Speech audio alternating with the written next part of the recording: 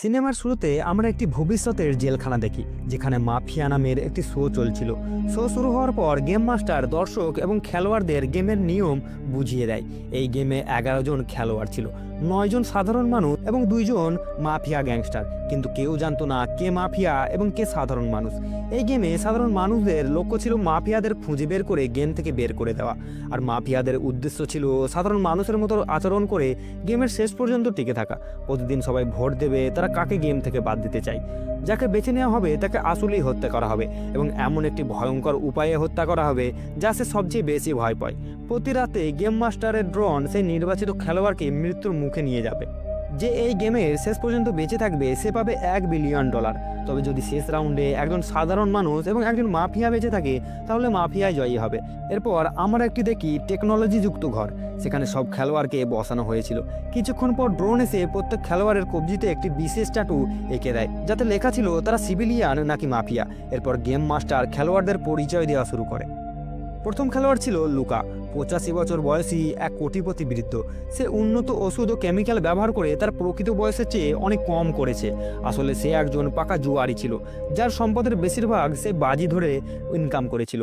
সে এই গেমে নিজের জীবন বাজি রেখে খেলতে এসেছিল। তার নাতি নাতনিরা বাড়িতে বসে অধীর আগ্রহে তার মৃত্যুর জন্য অপেক্ষা করছিল, কিন্তু তারা জানতো না যে লুকা তার উইলে লিখে গেছে যদি সে এই গেমে মারা যায় তাহলে তার নাতি নাতনিরা কোনো টাকা পাবে না। এর পরের খেলোয়াড় ছিল ইলাই, 38 বছর বয়সী একজন ইঞ্জিনিয়ার। সে ক্যান্সারে আক্রান্ত ছিল এবং ডক্টররা বলেছিল তার বাঁচার জন্য মাত্র 3 মাস সময় আছে। এই কারণেই ইলাই গেমে অংশ নিয়েছিল, যাতে সে মারা যাওয়ার আগে তার পরিবারকে প্রচুর টাকা দিয়ে যেতে পারে। যখন তার স্ত্রী জানতে পারে যে ইলাই এই গেমে অংশ নিচ্ছে, সে অনেক বুঝিয়েছিল, কারণ সে চেয়েছিল ইলাই তার সাথে শেষ দিনগুলো একসঙ্গে কাটাক, কিন্তু ইলাই তার কথা শোনেনি। এরপর আমরা আরও 2 জন খেলোয়াড়কে দেখি, যারা ছিল আসলে জেল থেকে আনা 2 জন আসামি, বুচার ও ইভান। এই গেম শো সরকার পরিচালিত একটি বিশেষ প্রোগ্রামের অংশ ছিল, যেখানে দেশের যে কোনো জেলের বন্দীরা এই গেমে অংশ নিতে পারে। যদি তারা জিততে পারত তাহলে তারা টাকা নয় বরং মুক্তি পেত, আর পুরস্কারের টাকা চলে যেত সরকারের হাতে। গেম মাস্টার পরিচয় দেওয়া বন্ধ করে এবং খেলোয়াড়দের নিজেদের পরিচয় প্রকাশ করতে বলে, কিন্তু সবাই শপথ করে বলল যে তারা সাধারণ মানুষ। এরপর তাদের 10 মিনিট সময় দেওয়া হলো যাতে তারা সিদ্ধান্ত নিতে পারে যে আজকে কাকে গেম থেকে বাদ দিতে হবে। বাইরের সমস্ত খেলোয়াড়দের পরিবার ও বন্ধুরা টিভিতে এই শো দেখছিল, আর সবার হার্টবিট বেড়ে যাচ্ছিল। কনস্ট্যান্টাইন নামের এক খেলোয়াড় ভোটই দিল না, কিন্তু ম্যারি নামের এক প্রতিযোগী কিলিয়ানকে বাদ দেওয়ার জন্য ভোট দিল, এবং পিটারও তার সঙ্গে একমত হলো। ঠিক তখনই বুচার বুঝতে পারে যে সে আগে ম্যারি ও পিটারকে টিভিতে দেখেছে। তখনই জানা যায় যে ম্যারি 24 বছর বয়সী একজন জনপ্রিয় ব্যালে ড্যান্সার এবং পিটার তার সবচেয়ে বড় ভক্ত। দুর্ভাগ্যবশত একদিন প্রবল বৃষ্টির কারণে ম্যারির একটি মারাত্মক দুর্ঘটনা ঘটে এবং তার পা এতটাই ক্ষতিগ্রস্ত হয় যে ডক্টররা বলে দেয় সে আর কখনো নাচতে পারবে না। সেদিন থেকেই বজ্রপাত এবং বৃষ্টি ম্যারির সবচেয়ে বড় ভয় হয়ে ওঠে। তবে উন্নত অস্ত্র পাচারের মাধ্যমে সে কৃত্রিম পা পেতে পারে, যা খুবই উন্নত মানের হবে এবং যার সাহায্যে সে আবার নাচতে পারবে। কিন্তু এর জন্য প্রয়োজন প্রচুর টাকা, আর সেই কারণেই সে এই গেমে অংশ নিয়েছে। আসলে পিটারও এই গেমে এসেছে শুধু ম্যারির জন্য।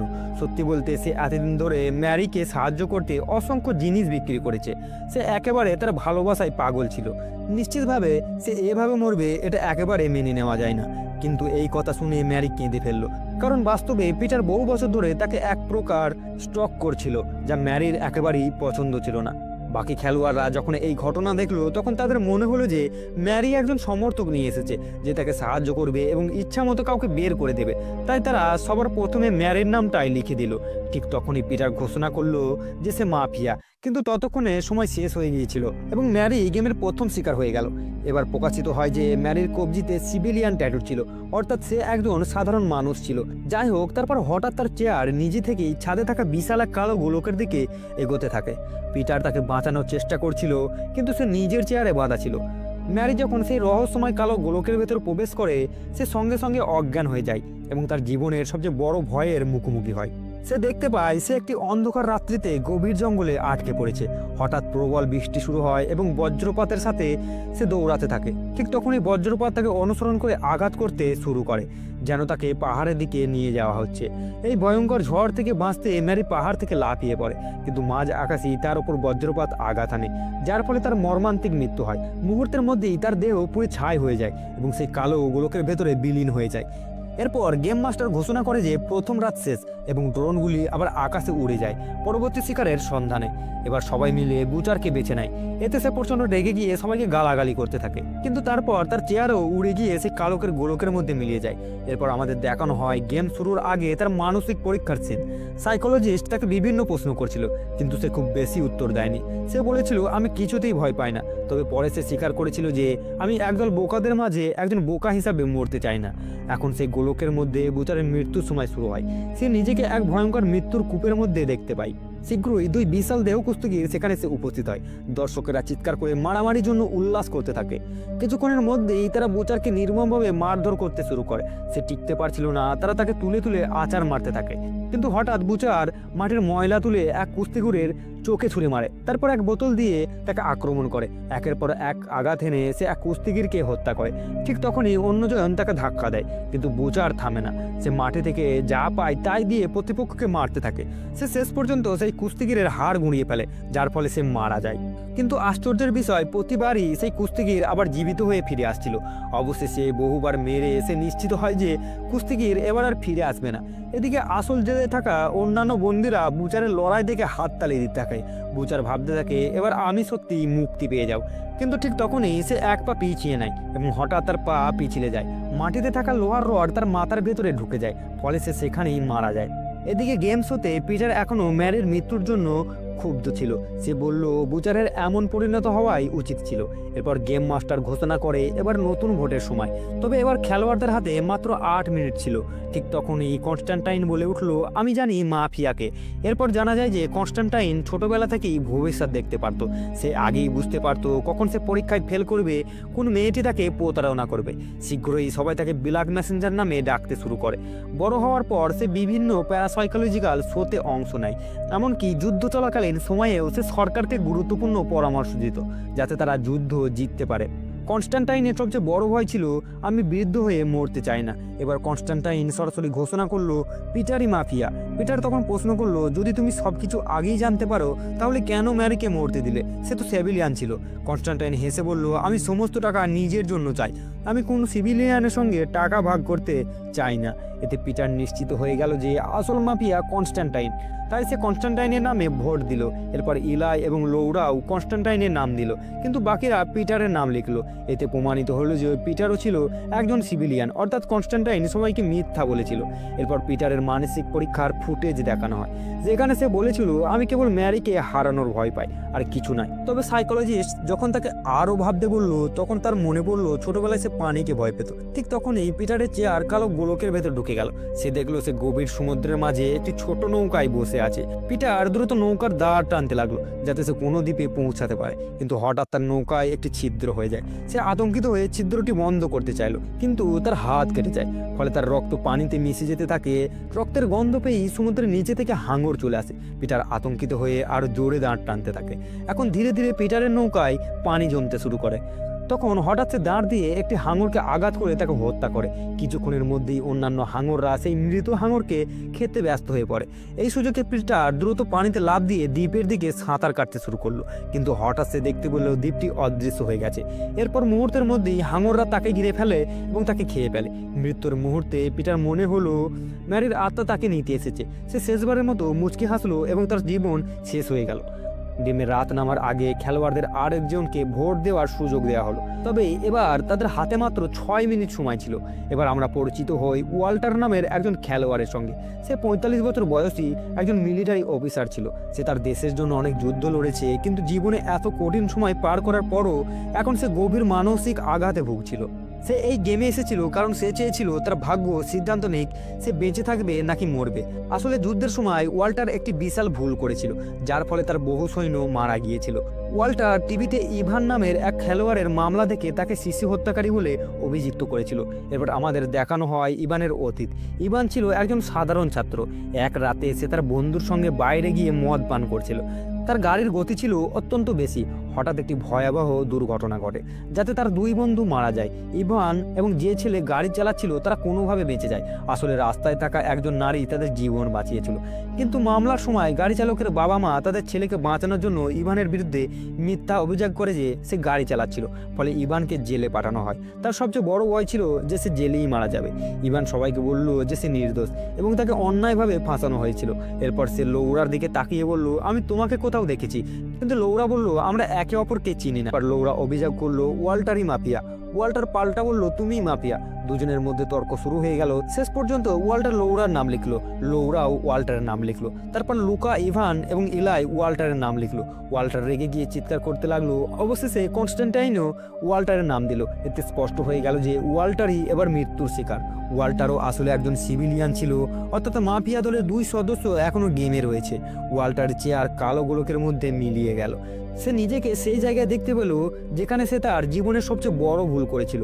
সে তার সৈন্যদের সতর্ক করতে চাইলো, কিন্তু তখন অনেক দেরি হয়ে গেছে। শীঘ্রই শত্রুরা চারিদিক থেকে আক্রমণ করলো এবং তার ফৌজি পোকামাকড়ের মতো মরতে লাগলো। এরপর হঠাৎ সামনের দেওয়াল অদৃশ্য হয়ে গেল এবং শত্রুরা তাদের আক্রমণ করলো। ওয়াল্টার বাইরে বেরিয়ে এলো এবং তারপরে গুলি চালাতে লাগলো। কিন্তু যখন সে তার সাথীদের মৃত্যু দেখলো এবং দেওয়াল বিলীন হয়ে যেতে থাকলো, তখন সে বুঝতে পারলো এটাই তার শেষ মুহূর্ত।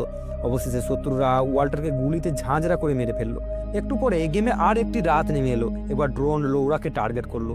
এখন আমাদের লৌরার অতীতে দেখানো হয়। লৌরার একটি সুখী পরিবার ছিল, ভালো চাকরি ছিল, সুন্দর জীবন ছিল। সে ড্রাগসে আসক্ত হয়ে তার জীবন ধ্বংস করেছে। সে তার স্বামীকে সাহায্য করতে দেয়নি। এরপর তার ছেলের মৃত্যু হয়। তার স্বামীও তাকে ছেড়ে চলে যায়। অবশেষে সে সম্পূর্ণ একা হয়ে যায়। তার সবচেয়ে বড় ভয় ছিল উঁচু জায়গা। সে বলল, আমি 8 বছর ধরে বাড়ি থেকে বের হয়নি। কিন্তু এক রাতে সে রাস্তায় ছিল, সামনে একটি ভয়ানক দুর্ঘটনা ঘটে। সেই রাতে লৌরাই ইভান এবং তার বন্ধুকে বাঁচিয়েছিল, কিন্তু গাড়ি চালকের বাবা মা লৌরাকে মিথ্যা সাক্ষী দিতে বাধ্য করেছিল। ইভান এটা শুনে অবাক হয়ে গেল, কিন্তু সে লৌরাকে ক্ষমা করে দিল। এতে প্রমাণিত হলো ইভান সত্যিই নির্দোষ ছিল। অবশেষে গেম মাস্টার ঘোষণা করলো লৌরাও একজন সিভিলিয়ান। তার চেয়ার কালো গোলকের দিকে এগিয়ে যেতে লাগলো। শেষ মুহূর্তে লৌরা ইভানের দিকে তাকিয়ে বলল, আমি চাই তুমি এই গেম যেত। অবশেষে এই গোলকের মধ্যে লৌরা দেখলো যে সে একটি প্লেনে রয়েছে, যে একটি ভয়ঙ্কর কালো মেঘের দিকে এগিয়ে যাচ্ছে। খুব শীঘ্রই সে অন্ধকার মেঘ প্লেনটিকে আঘাত করলো, যার ফলে প্লেনটি ব্যাপক ক্ষতির সম্মুখীন হলো। প্লেনের অনেক অংশ ভেঙে পড়লো এবং ছাদ ধসে যেতে লাগলো। একজন এয়ার হোস্টেস লৌরা সিট বেল্ট ঠিক করতে এলো, কিন্তু ঠিক তখনই অন্ধকার এসে তাকে গ্রাস করে নিল। ধীরে ধীরে প্লেনের সব অংশ ভেঙে পড়তে লাগলো এবং অবশেষে লৌরাও মৃত্যুর মুখে পড়ে গেল। এরপর খেলোয়াড়দের পরবর্তী ব্যক্তি নির্বাচন করার জন্য 4 মিনিট সময় দেওয়া হলো। কনস্ট্যান্টাইনও সঙ্গে সঙ্গে ইভানের নাম দিল, যার ফলে সেখানে তর্ক বিতর্ক শুরু হয়ে গেল। এই সময় ইলাই বুঝতে পারলো যে সম্ভবত কিরণ ও কেট একে অপরকে চেনে। কিরণ বলল যে কনস্ট্যান্টাইন একজন মাফিয়া, কিন্তু ইভান ইলাইয়ের নাম নিল। এই মুহূর্তে খেলোয়াড়দের মধ্যে মতবর্ক দেখা গেল। কনস্ট্যান্টাইন ইলাই ও লুকা ইভানের নাম নিল, আর কেট ও কিরণ কনস্ট্যান্টাইনকে ভোট দিল। ইভান ইলাইকে ভোট দিল। নিয়ম অনুসারে নির্বাচিত খেলোয়াড়দের সর্বাধিক ভোট পাওয়া উচিত ছিল, তাই ঘোষণা করা হলো যে আবারও ভোটিং হবে। এইবার লুকা তার ভোট পরিবর্তন করে কনস্ট্যান্টাইনকে দিল এবং বাকি 4 জন আগের মতোই ভোট দিল। তখন কনস্ট্যান্টাইন নিজেকে ভোট দিল, যা সবাইকে অবাক করে দিল। সত্যি এটা প্রথমবার হলো যে কেউ নিজেকে ভোট দিল। অবশেষে প্রকাশ করলো যে কনস্ট্যান্টাইন ছিল মাফিয়া। যখন সে কালো গোলকে পৌঁছালো, তখন দেখলো সে সিঁড়ি বেয়ে নিচে নামছে। হঠাৎ এক লোক তার সঙ্গে ধাক্কা খেলো এবং তাকে দাদু বলে ডাকলো। এই কথা শুনে কনস্ট্যান্টাইন রেগে গেল, কিন্তু হঠাৎ তার প্রবল কাশি শুরু হলো। তার সামনে অনেকগুলো আয়না দেখা গেল, যেখানে সে দেখতে পেল সে দ্রুত বুড়ো হয়ে যাচ্ছে। তার জন্য সিঁড়ি বেয়ে নামা কঠিন হয়ে পড়লো। কিন্তু যখন সে শেষ ধাপে পৌঁছালো, তখন হঠাৎ কনস্ট্যান্টাইন উচ্চ স্বরে হাসতে লাগলো। সে বলল, আমি প্রতারণা করেছি। আসলে সে বুড়ো হয়ে মরে যাওয়া ভয় পায়নি, বরং তার কাছে এটাই ছিল সবচেয়ে সুন্দর মৃত্যু। অবশেষে আর একটি সন্ধ্যা পার হলো এবং খেলোয়াড়রা ইভানকে বেছে নিল। পরে জানা গেল যে ইভান একজন নিরীহ নাগরিক ছিল। ইভান চলে যেতে লাগলো আর কেটের চোখে জল চলে এলো, কিন্তু ইভান বলল যে সে মরতে দুঃখিত নয়, কারণ এখন প্রমাণিত হয়েছে সে নির্দোষ। চলে যাওয়ার আগে সে তার মাকে বলল যে সে তাকে খুব ভালোবাসে এবং ভালো ছেলে হতে না পারার জন্য ক্ষমা চাইলো। শেষে কালো গোলকে পৌঁছে সে দেখলো যে সে একটি কারাগারে আছে, যেখানে গার্ডরা তাকে মৃত্যুদণ্ডের জন্য নিয়ে যাচ্ছে। ইভান তার মনে কল্পনা করলো যে সে তার মায়ের সঙ্গে সমুদ্রের তীরে আছে, কিন্তু হঠাৎ গার্ডরা তাকে গুলি করে হত্যা করলো। এখন এই খেলায় মাত্র 4 জন বাকি রইল, যাদের মধ্যে একজন ছিল মাফিয়া। এবার তাদের কাছে ভোট দেওয়ার জন্য মাত্র 2 মিনিট সময় ছিল এবং খুব দ্রুত তর্ক শুরু হয়ে গেল। ইলাই বলল যে কিরণ ও কেট প্রেমিক প্রেমিকা। তারপর আমরা কিরণের গল্প দেখতে পাই, একজন যুবক যে তার বন্ধুর চ্যালেঞ্জের কারণে এই খেলায় অংশ নিয়েছিল। গেম শুরুর একদিন আগে তার দেখা হয় কেটের সঙ্গে। কেটের তাকে দেখে কেন জানি খুব ভালো লেগেছিল এবং সে তার জীবনের সব গোপন কথা কিরণকে জানিয়ে দিল। সে বলল যে সে উচ্চতা, মরুভূমি এবং স্বপ্নকে ভয় পায়। আরও জানালো যে সে অনাথ আশ্রমে বড় হয়েছে, তাই তার মনে হতো এই পৃথিবীতে তাকে কেউ রক্ষা করার জন্য নেই। তবে সত্যি কথা হলো যে কেট ও কিরণ কেউই জানতো না যে তারা এই খেলায় আবার দেখা করবে। খেলোয়াড়দের মধ্যে তর্ক দীর্ঘক্ষণ চলল এবং শেষ পর্যন্ত সময় শেষ হয়ে গেল। কম্পিউটার পরবর্তী খেলোয়াড় নির্বাচন করলো এবং কেটের নাম বেরিয়ে এলো।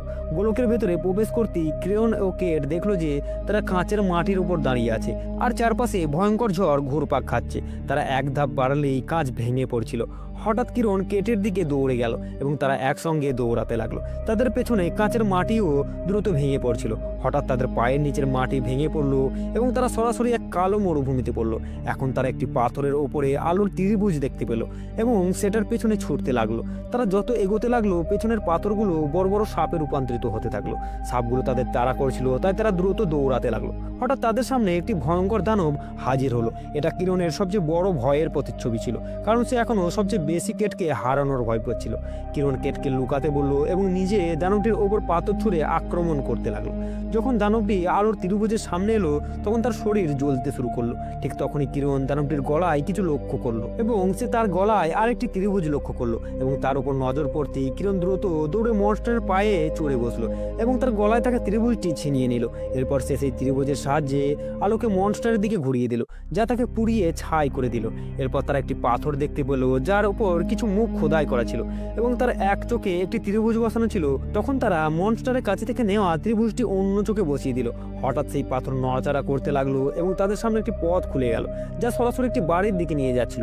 যখন তারা সেই বাড়িতে পৌঁছালো কেট অবাক হয়ে দেখলো যে এটি সেই অনাথ আশ্রম যেখানে সে বড় হয়েছে। সেখানে সে দেখতে পেল তার মা তাকে একটি মহিলার হাতে তুলে দিয়ে চলে যাচ্ছেন। এই মুহূর্তে কেট বুঝতে পারলো যে সে আসলেই এই সত্যিটি জানার ভয় পাচ্ছিল, তার বাবা মা কেন তাকে ছেড়ে গিয়েছিল। তখন কিরণ তাকে স্মরণ করিয়ে দিল যে এটি বাস্তব নয় এবং তার মা বাবা যা করেছিল তার জন্য কেট দায়ী নয়। কিন্তু ঠিক তখনই চারপাশে সবকিছু ভেঙে পড়তে লাগলো এবং শেষে তারা নিজেদের গেম মাস্টারের সামনে দাঁড়িয়ে থাকতে দেখলো। এর মানে ছিল এখন গেম কেবল একজন নিরীহ নাগরিক এবং একজন মাফিয়া বেঁচেছিল।